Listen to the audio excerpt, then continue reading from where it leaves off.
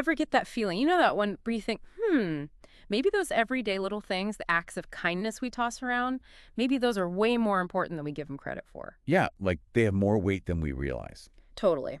And that gets right to the heart of what we're diving into today, a speech from, get this, 1973, called Go and Do Thou Likewise. It really makes you rethink the impact of, well, you... Our actions. Exactly. The impact our actions have, not just now, but forever, you know? I can see how a message from over 50 years ago can still resonate. It's fascinating. By the way, this speech was by Elder Robert L. Simpson, a pretty prominent leader in his church back then. And he wasn't just casually mentioning this, right? This was a whole speech at a general conference. You got a core message delivered on a big stage.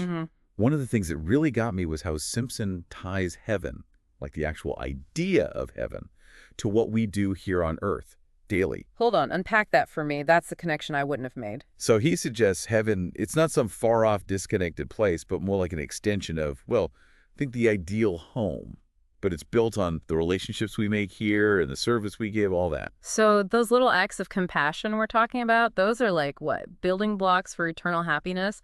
Man, that makes you think twice about snapping at the cashier next time you're in line. Right. It's not about grand gestures, more like consistently choosing to be, well, Christ-like in daily life. He even said something kind of radical. Christ chooses not to solve all our problems for us. Whoa, really? Now, why would he say that? If he could ease our pain, why wouldn't he? Agency. It all comes back to agency, our ability to make choices. Simpson's arguing that facing those tough choices, going through challenges, that's how we grow, like spiritually. It develops the same qualities Christ had. So we're building spiritual muscle. Can't get strong if someone's always spotting us at the gym. That's a good way to put it. Every obstacle removed, we miss out on empathy, resilience, true compassion, the whole deal. And to illustrate this point, Simpson uses a parable, well, a lot of folks think they know, the sheep and the goats. But he tells it in a way that, well... makes you really look at your own actions. Yeah, exactly. So he's taking this parable, something everyone's heard, and using it to, like, drive home the idea that our actions have real consequences. I mean, forever consequences. Exactly. And he focuses on how, I don't know, relatable the service is in that story. Feeding the hungry, going to see someone who's sick, clothing people. It's like Simpson is reminding us we don't need superpowers to make a difference. Right. It's basic stuff. Yeah, things we can all do every single day. And the cool part is, he follows this up with real stories to prove his point. Oh, I like where this is going. He talks about this prisoner, right? And this guy was deeply moved by something so small a kid did. What happened? This little girl, during a visit, just kissed the guy on the cheek, that's all. Wow, and that really got to him, huh? See, that's the kind of detail that sticks with you. Not some big production, just human connection, but clearly it meant the world to that prisoner. And that's just it, isn't it? Sometimes the most powerful things, they're the simplest, right? Done from the heart.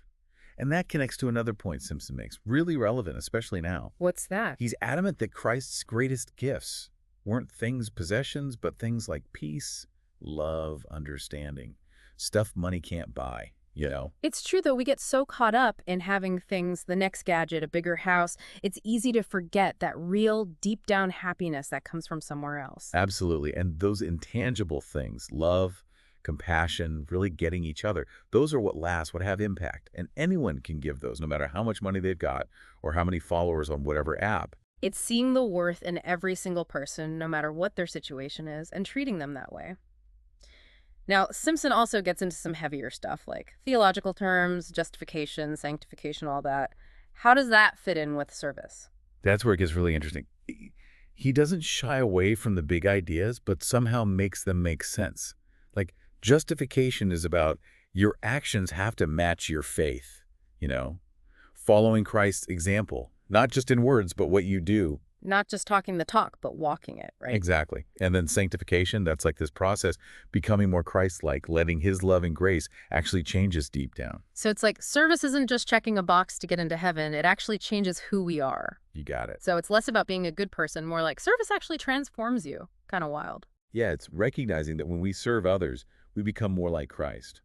And that's what gets you ready for eternity, you know? It's like the best self-improvement program ever, but with forever benefits. And then he gets to his big finish, that call to action, go and do thou likewise. Powerful stuff. It's not just a suggestion, right? It's a challenge. What makes it hit home is there's no rule book. It's just Look at your life, see what needs doing, and respond the way Christ would, with that same love. So it's not about waiting for some huge chance to be a hero. It's the everyday stuff. Like that story Simpson told about the unwed mother, how just simple acts of kindness, that's what gave her hope. Exactly. Everyone has something to offer, no matter what their own life's like. Even when you're struggling, you can be there for someone else. Be strong for them. Sometimes just showing up is the most powerful thing you can do for another person, huh? It strikes me, hearing all this, Simpson wasn't just saying, go change the world, but go change yourself through this. It's about really seeing people the way Christ sees them. Hmm. And then that changes not just how you act, but your whole heart changes too. Wow, that's something else. Yeah. So we're wrapping up this deep dive into go and do thou likewise. What's the one thing you hope people take away from this whole thing? Honestly, Yeah. the power to make a difference, it's always there. You just have to reach for it. Don't wait for the perfect moment. Just go and do likewise right now. Every little thing, it ripples out. Makes a more compassionate world a better one. What impact will you make today? Think about it. That's a great question, one we should all be asking ourselves. And on that note, we'll leave you with Elder Simpson's own words. Go and do thou likewise. Until next time, keep diving deep and keep making that difference.